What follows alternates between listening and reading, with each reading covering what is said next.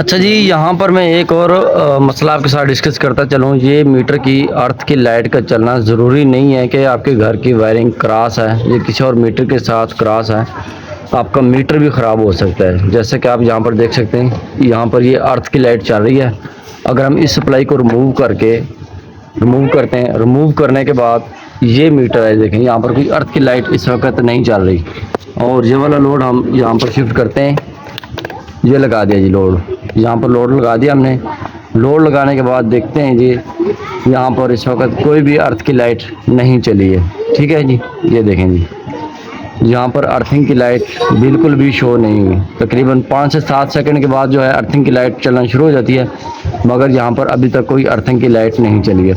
अब यहाँ से हम सप्लाई को दोबारा से रिमूव करते हैं।